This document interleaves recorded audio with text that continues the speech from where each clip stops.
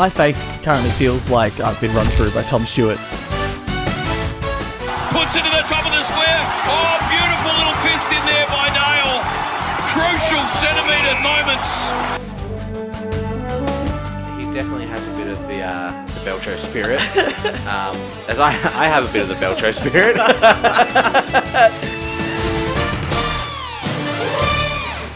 Hello everyone and welcome to the Back Pocket Podcast.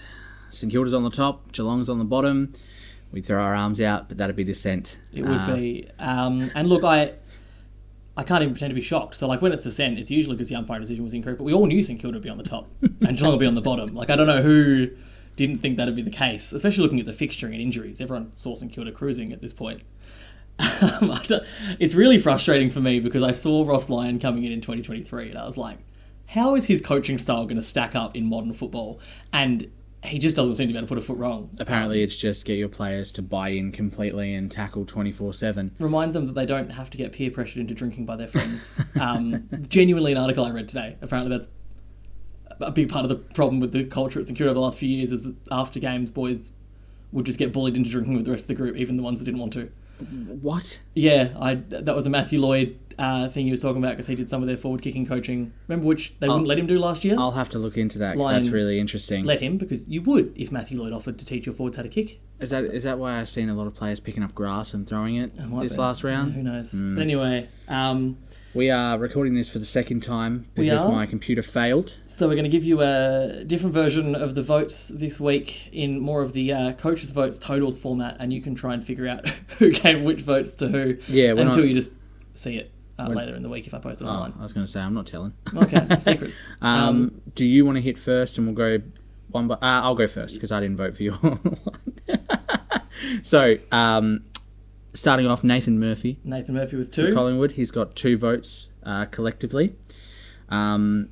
Jack summed it up pretty well. The stats are not going to paint a good picture for Nathan Murphy. It doesn't read out as well as his game was. Like, he had 10 touches. 6 of them were contested, which is huge. But I feel like most of those 9 spoils and 11 pressure acts he had came in the last quarter. It's the 1%ers, right? When it mattered. Richmond looked like they might try and win that game, and he just kind of told them to piss off.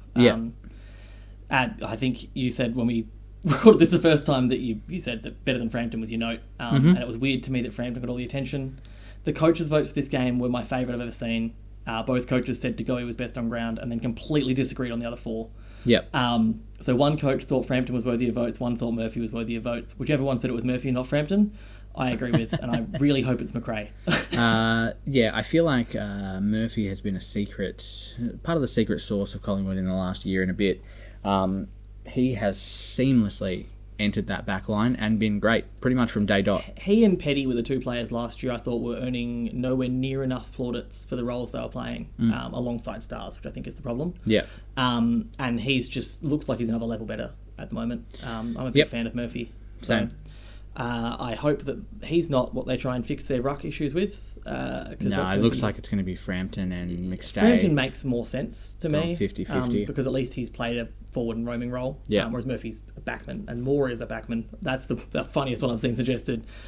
To use your generational talent and captain as a no ruckman. One's saying that, are they? There's been Robert some Walls, talk. put him in the ruck. He would have picked St Kilda top, Geelong bottom.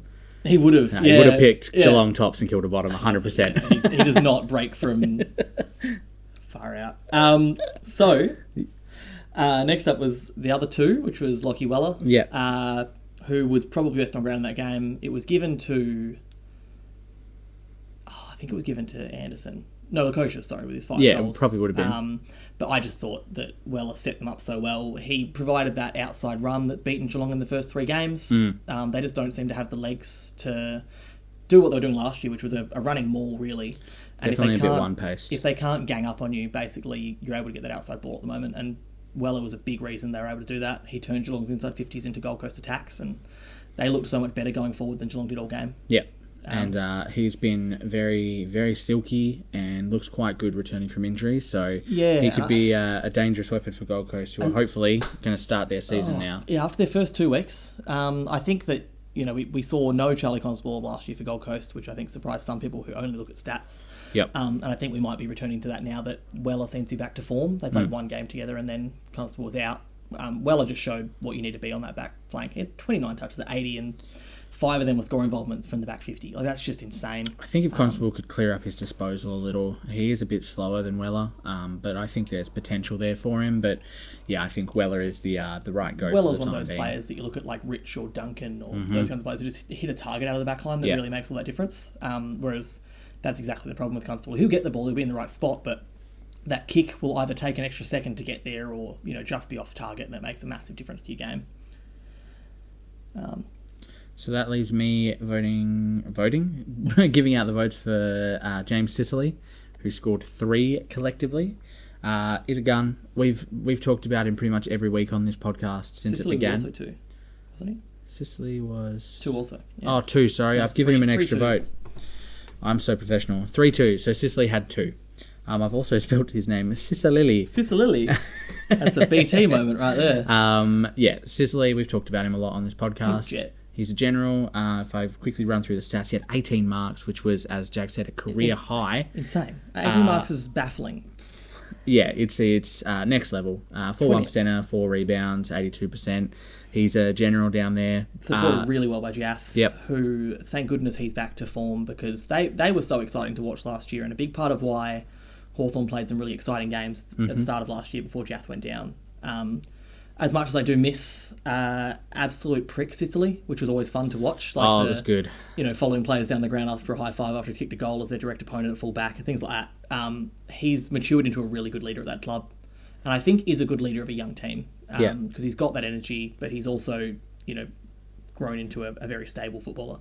It'll be very interesting to see how he goes next week against Geelong. Does he sit on Hawkins and try in general, or does he have to play on the very, very dangerous Cameron? Yeah, it's going to be hard because we saw against Sydney that they tried to do it the other way around, and then Jaff started getting torn apart by Amadi, so they had to make the swap over, and it really slowed Sicily's game down. So any way Jaff can play on Hawkins. So it's a tough one, because then if Cameron gets off the chain, what do you do? Yeah, it'll be interesting. Bring Granger Barras back in to try and put a bit more height back there? Who knows?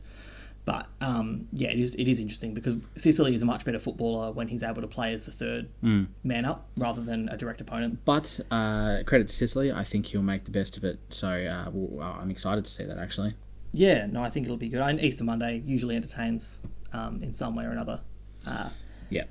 The next up, is this are we up to 6 votes? No, 7. 7 for Nicholas Newman. I couldn't believe that when I read it on the coaches' votes. He's even listed on the AFL website, and everything is just Nick, NIC. Yeah. I've never read him as Nicholas Didn't Newman even know anywhere. It was Nicholas. I just assumed he was Nick. Like, it was just didn't go the full one. Destroyed Toby Green. I've never seen a called by commentators to touches ratio so wide in a game. Because Green really, to his credit, tried to get into that game, and Newman just smothered him. It was the ultimate tagging role, but in the back line. Unfortunately, Nick Newman has been a bit of a whipping boy amongst Carlton fans for a while, which I think is totally unfair. I think he's very easily best 22 there, and I mean the stats and what he did to Toby Green really show his potential. I know he's 30 this year, I think, but I think he was a big part of what went right for Carlton last year for a lot of it. He was a really good trade, I think, in the end. Yeah. Unfortunately, had to miss a season with ACL, but in what was an ebb and flowy and in some parts grubby game, he was really unheralded against Geelong as well. I think he played a really good game 2 weeks in a row, and I think he didn't get much talk, but then obviously playing pretty much the same level of impact on the game while also stopping someone as good as Toby Green really brought him to everyone's attention this week. He's definitely important in that back line where they've got a lot of rebounds, they've got a lot of keys, but they don't really have that lockdown small defender, and he takes that pretty much every week. Yeah, and 3 contested one-on-ones with close to the best marking small in the comp, especially while Waitman's not playing. Yeah, that's an incredible thing to be able to pull off, and then just to also be able to rock off some score launches and have 24 touches at the same time. Awesome game. It's good stuff. So my choice here is, well, not choice really, it's collective. Harris Andrews gets 8 votes collectively. We will never reveal what he got for being outside of Dunkley, really the only Brisbane player that looked like playing a whole game of football. Yeah. Dunkley too. Was probably personal out against the Bulldogs, because there was clearly not much love lost between those two teams after that trade. Bevo said some crap in the media. Dunkley said some crap in the media. Just flinging crap. It was funny to see the GPS stats after the game when Dunkley was like, we just run so much more at Brisbane in the preseason. Like, it's just a more professional outfit. And then there was like 30 Ks more covered by the Bulldogs in that game. Lots of spite. And it's funny because not all players who change clubs get that, but Dunkley's had it since the moment he left. It's interesting. Yeah. Like the comments immediately, like, don't let the door kick you on the way out, from fans. Like, he won a best and fairest for them, and they would not have made finals without him last year. No. He's been a good servant to that football club.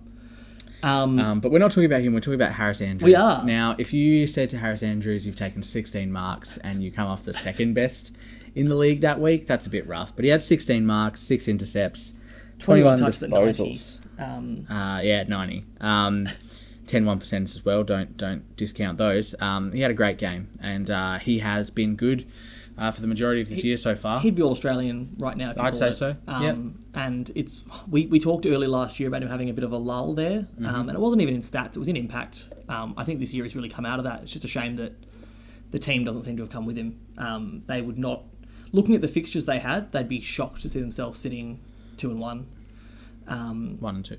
1 and 2, sorry. Especially considering, the game they won was probably the one that they would have put in as the 50-50, and the other two they would have penciled in as wins before the season started. So, interesting to see where they're going, because both the losses have been bad and outside of Brisbane. So work to be done. where they're not going to play in the second half of the year. Work to be done, for sure. So the next is 9? Yeah. To Callum Wilkie. Yeah. And that's the end of our votes. I've not missed anyone? No. Good. Callum Wilkie with 9. We talked about him a lot last year, but St Kilda had their struggles, and a lot of the time his ability to get frustrated let him down in games. I think that Ross Lyons really levelled that team out a bit, as we already said. He seems to have put some control over that group and some level of security in there, and Wilkie's playing like I've never seen him play before. So that's 3 really good games from him as well. Yep. He had 19 at 90 as well. 11 of those were intercepts, 13 marks as well. Like, just some huge games from Keys this week. Not Ben Keys, who I didn't notice in the showdown, actually, now that I say it. They've been playing him too much forward. But yeah, Wilkie was great. He's one of my favourites. I really like watching him play. I really enjoyed his little dig at Essendon in the presser before the game, saying that I'd rather played Collingwood, a bit of side-eye stuff. And now they are playing Collingwood.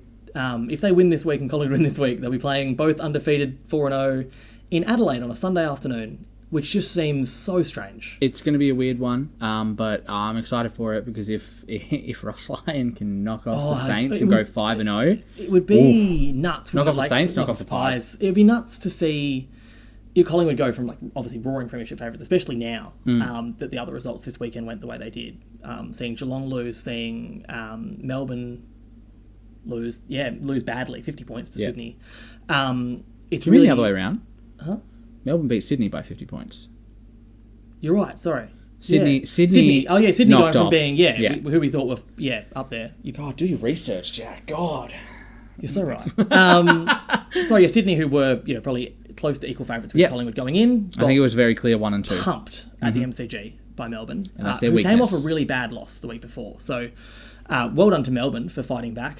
Stephen May, I'll give a special mention while we talk about Melbourne, was good, as he always is, but... Dishonourable mention to Harrison Petty for going forward. Yeah, don't like that. I picked that in the pre-season. You did. You called it. I'm not here for it. I already said that he was really good for them last year down back. He's a big part of it, but what can you fault? They stormed away with that game in the end. Oliver is a beast. He's on fire. That's 3 of the...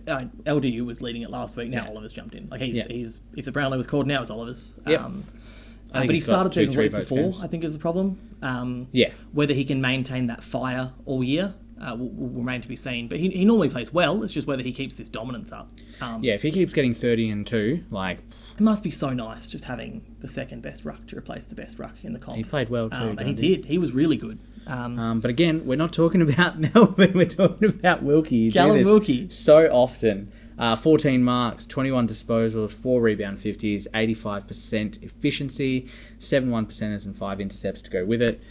Played a great game, has played 3 really great games, and is very unheralded. No one's growing talking into about a real leader at that club. While all the players are out. They're just an exciting team to watch, St Kilda. That game will go up there as one of the enjoyable games of the weekend. there weren't many. The showdown was one, Yeah. but that was another. That was a good game of footy. Always good to see Essendon lose, right? It's satisfying. But yeah, I think that it was, the comeback was good. Essendon were never that far off. They really pushed back at St Kilda after they really kicked into gear, and St Kilda just had an extra gear to go to. So, which shows that St Kilda might actually be a threat. Like when you see those teams able to do it, when they're looking a bit off, the other team's storming back and they just kind of clunk up and take away. That's a good sign for them. It'll be whether or not the energy can stay up, so that'll be interesting to watch. So I'll just go into a few quick honourable mentions. Absolutely, I've got a couple written down. I've got Tom Stewart as an honourable mention. So do I. And it was the one that I was looking at. I was like, I don't know how I can't give him a vote because Easy. One, he turned over the ball a lot. Well, he can't have because he had 93% disposal efficiency. Does a kick along the ground count? Because if it goes directly to your teammate, it's effective. If it doesn't, it's not. I don't know what was happening when I watched that game. He was kicking along the ground to other players from the other team. And we did this last year.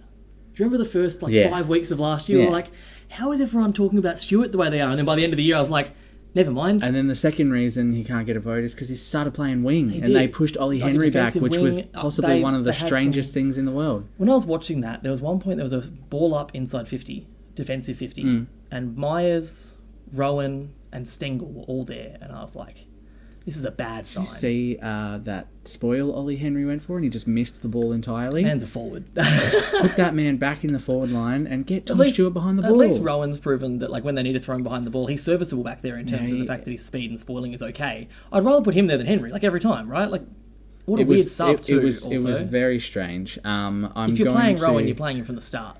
Also give an honourable mention to Sam Collins, yes, whose intercept game was really good. But again, I feel like I can't give anyone votes if they're playing on Hawken at the moment because he's just there. Another honourable mention I'm giving to Liam Stocker for the Saints.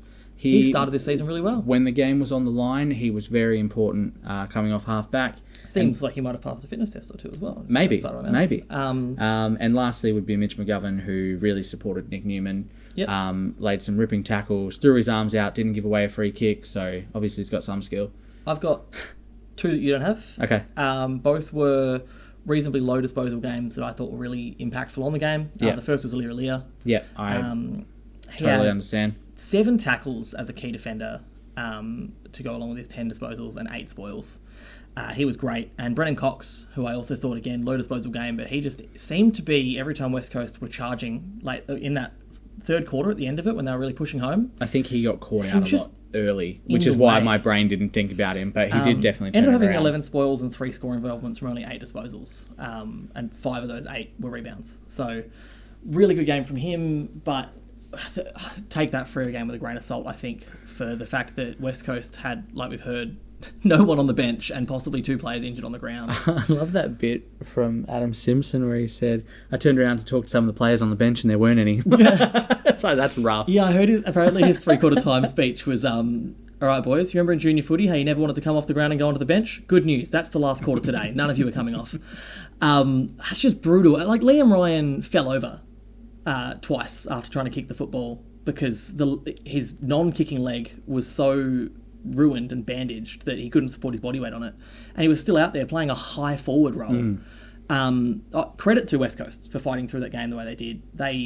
It was miraculous they were still in it. It would have been an all-timer if they'd won. Oh, it would have been insane, but obviously Freo finally found their legs and kicked away. I think Darcy was impressive, but against an up-and-comer ruckman, and Darcy's a monster of a man. It was really interesting to see some of the times Darcy was just completely unopposed in the forward line and in the middle. Yeah, and they weren't hitting it to him. It was obviously I was at that game on the weekend, and there was a few times I just saw him clear, and I'm like, no one's hitting him. He's the biggest man just about in the comp, let alone the game. And I feel like I like Bailey Williams. You know I'm a fan of Bailey Williams. It wasn't his greatest game, but I know he's better than that, so I'll give him the benefit he of the rucked all but 4 contests Yeah. for West Coast that game, and they were taken by Waterman, who is not tall enough to be taking That was those ones where Waterman he couldn't be in them because Darcy was just punched him over the top. It was unfair. We were counting them, the people I was there with, like when someone else is going to take one of these rucks. None of them in the first quarter. Well, that's up to 12 centre bounces and a few around the ground, and he took all of them. Yeah. I West had to Coast feel for fans him. say what you want about him, but he's not without effort. Really fought it out in that game. Freo got to rotate Darcy and Jackson for Yeah. fun. Jackson was playing midfield and ruck. Yeah. He played like the Jackson we saw last year. Weird for people to judge a 21-year-old on 2 games.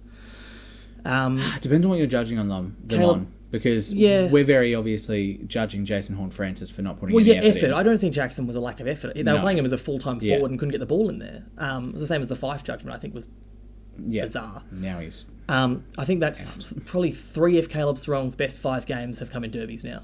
He knows when to pull them out. He loves a derby. That's his second medal. Alternatively, Andrew Brayshaw shows up for every game of the season except the derby. Weird. Is he watching out for Andrew Gaff at all times? Maybe. He got booed. So it was a Freo crowd. It was the most purple I've seen Optus ever, and that's even for Geelong games. It was wild for a derby that it was that purple, but the booing Gaff got, total 12 times, he touched the football, was immense. It was almost as loud as Albo getting booed. Footy fans, don't forget, and it was one of the most dog acts in a while. Don't punch an 18-year-old that hard in the jaw that he needs staples and a plate. It's a pretty simple one, I think. We talk about footy acts and whether some of those bumps are footy acts. That's the furthest thing from a footy act you can possibly have. I'd say so. But, I mean... Andrew Gaff, that's going to stay with him for his entire life. He'll think about it all the time. Well past it. He served his punishment. He missed a flag. That's the biggest punishment as a footballer you can possibly have. Mm-hmm. And he copped it. So, I think he's done his time. Freo fans, feel free to obviously keep going. But I think for everyone else, who cares? Yeah. I'm not getting up in arms about it. Horne-Francis is an interesting one because with Port, it's not just him, is it? What's going on now? They had a really great win in round 1 against Brisbane. He looked great as well. He was probably best on ground in that game. Butters hasn't really been cited since round 1. And for the first half on the weekend, it looked like they were back to that kind of form. Adelaide looked like they were almost matching them, but couldn't. And then it just petered off, and Adelaide ran away with that game in the end. I don't want to be like your typical Fox Footy commentator / special comments person, but there's something rotten with Ken Hinkley and the way that whole sometimes club something's is set got to up. change, doesn't it?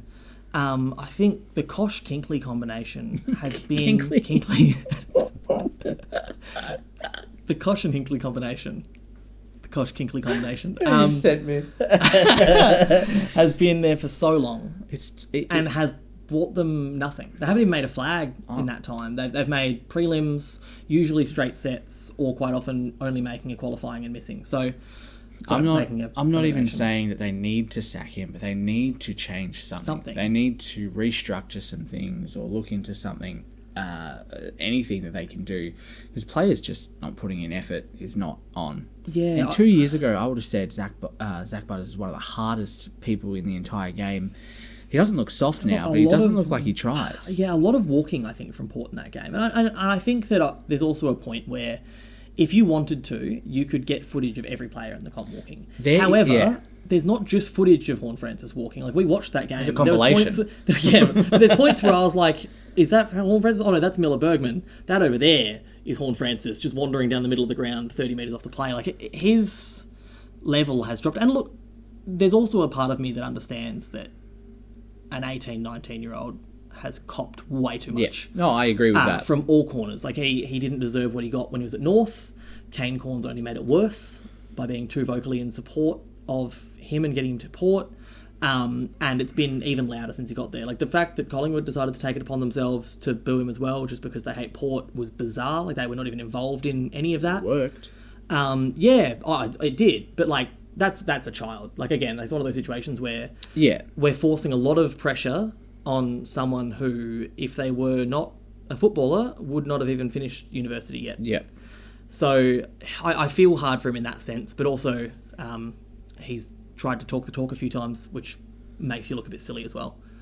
So one thing I do want to talk about briefly, have you seen the articles that have been coming out about Jeremy Cameron's comments? Oh, yeah, but here's the thing, right? It's a joke. Yeah, one, it's clearly a joke. Two, if anyone at Geelong isn't suffering from a premiership hangover, it's Jeremy the Cameron. Man trying to drag them across the line. I don't know who it was. It was tongue-in-cheek on a podcast. Someone in the media, I don't know if it was Barrett or if it was Corns, but someone said, you might be able to get away with that if you're Jeremy Cameron. But if you're Tom Atkins, you're able to go to Yeah, it was- Macca's and front up like this. I saw that. They singled out a couple of players, and I was like, Tom Atkins is the most professional footballer.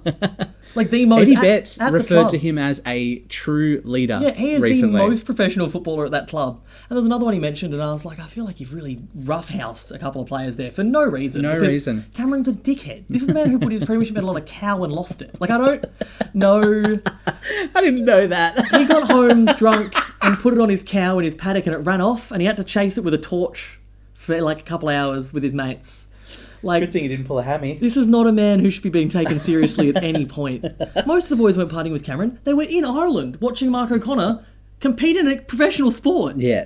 Like, It's so funny. I when I read those comments, I was just like, there whatever. clearly is something a bit off. And like, I think the question, what Damien Barrett said about players being satisfied, Yeah. can be true, because a lot of these players, it was that point for them. You look at Cameron, obviously it hasn't shown it, but Tui. I look at a Tui or a Guthrie. Guthrie obviously missed out in 2011 after playing a lot of that season, and he's finally got his. Tui's been fighting for one of these for a long time.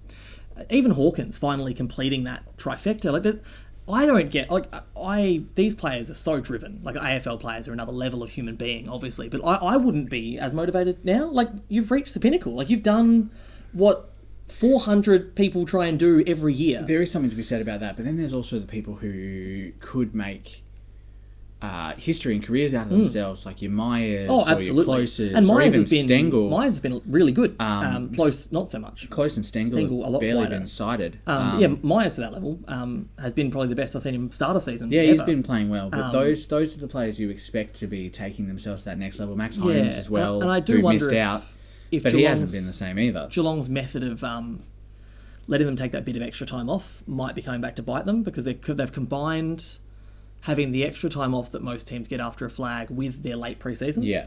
And they might have just left themselves underprepared for a football season. And that's probably a combination of people's faults. But it's really showing at the moment. I feel like of people, Chris Scott has done it before. He's had a premiership with this club and should know what's required to front up the next year. But while that's said, he's had to completely change his personality and coaching style since then. That is true. Because of grievances players were having at the time, and obviously completely changed that. He's much loved at the club now. Yeah. And I'm wondering if maybe he's gone too far the other way with you've soft. earned this, party up. Yeah. And I think that the fitness is a huge issue, because in all three games, Geelong were either in front or level at 3/4 time.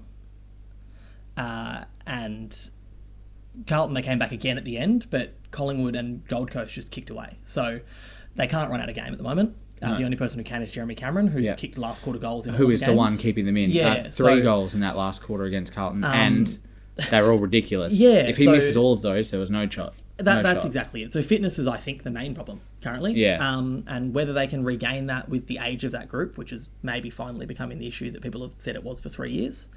But People also are so quick to bandwagon. There's a thread on Big Footy, but they're all celebrating the downfall.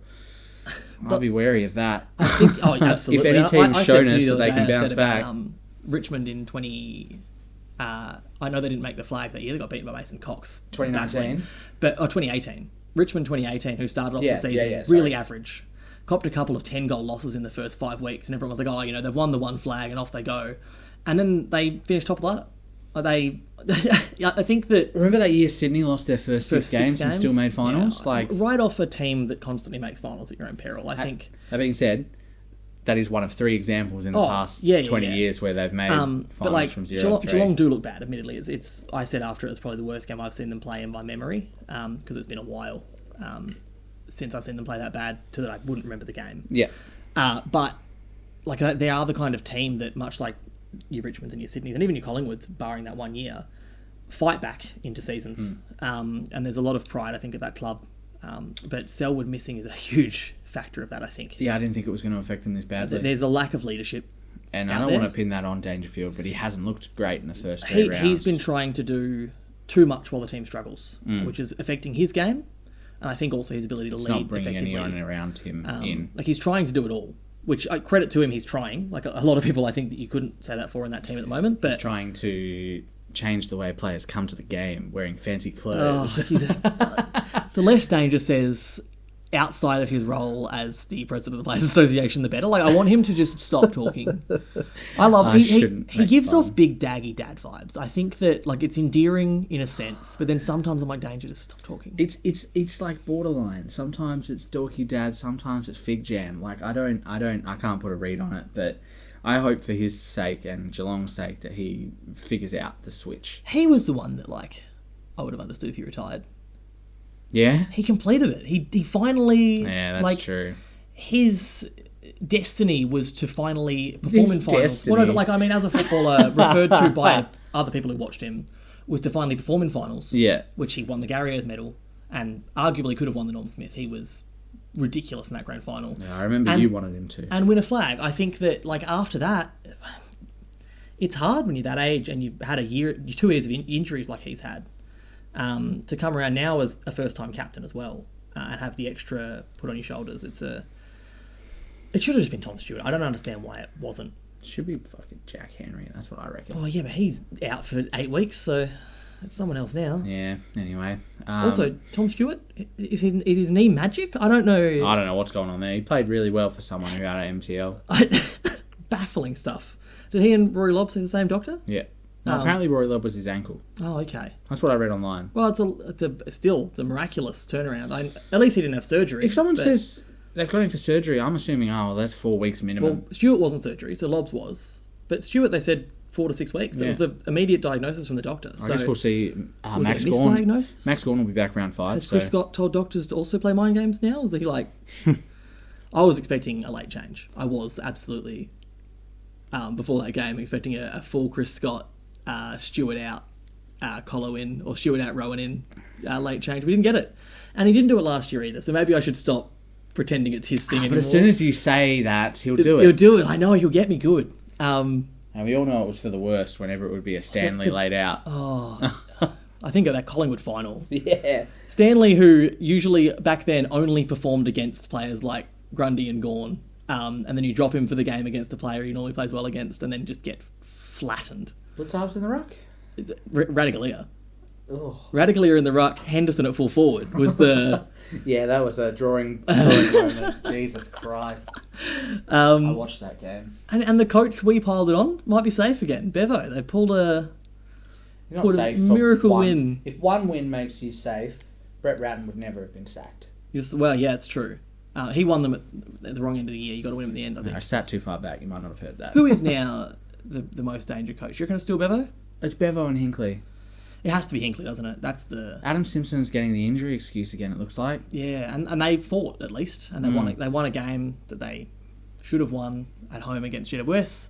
And look, Freo, before the season, you said would have beaten them easily. The fact that they were in that game was a surprise enough to me. Stuart Dew can just take the tape of the Geelong game into the he beat the reigning panel. premiers. That's a tick. Who else have I missed, maybe? Nick's, that showdown win helps. And Nick's is fine. Good. Obviously, Mitchell's no problems for, like we said, he gets a couple of years to... It was really interesting seeing Lee Montagna say that he won't be there when they next coach finals, and I agree. Yeah, but I don't think he's in immediate danger. No. I think, like we say, he gets a couple of years to get that team turned around. Not necessarily making finals, but looking like it.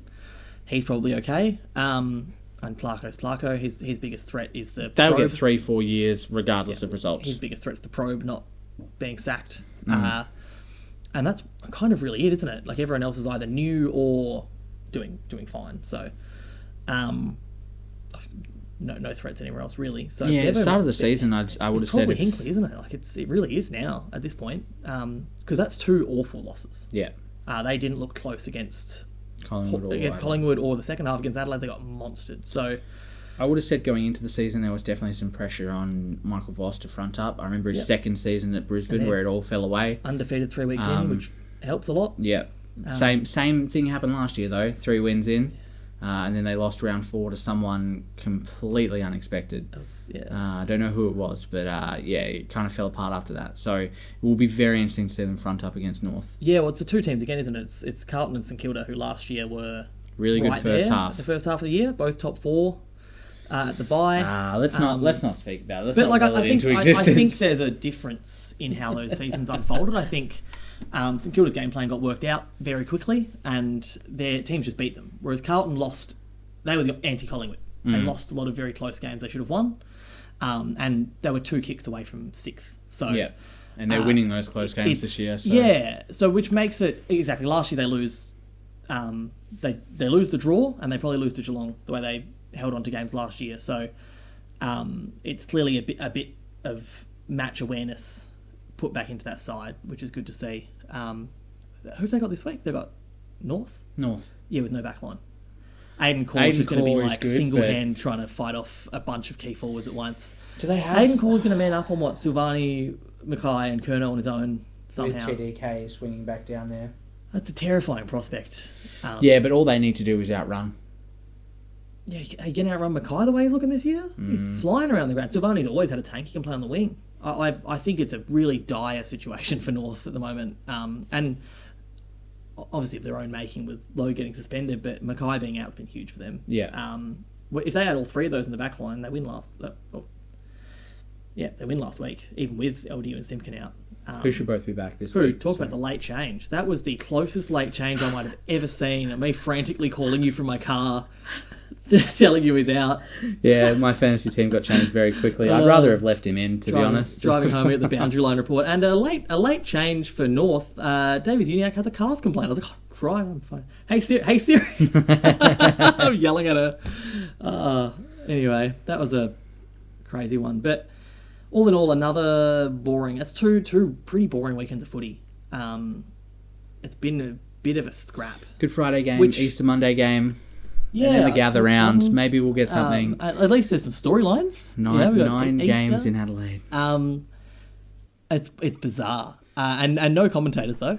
Are they going to be there, or are they going to call it from the MCG? If they're flying Jared Waitley and Robbo in to do 360... Oh, that's right, at Adelaide Oval? They're only going there because it's... My recording stopped. It's just you now. It's just me? All right. By yourself. Alastair's recording is cut out. That is a great place to leave it for the week. You will find us at The Back Pocket AU on all of our socials and on YouTube, where these videos and audios are now uploaded as video. And we will see you next week. Secret treat for anyone who watches visually this week. That is very true. It will be put in somewhere. I'll put it at the start or the finish, so it's not like... You got to dive through... 22 minutes and 34 seconds. Oh, I'm going to have to do that now. It'll be at 22 minutes and 34 seconds and maybe also somewhere else. But thanks for tuning in, and we will see you next week. Bye.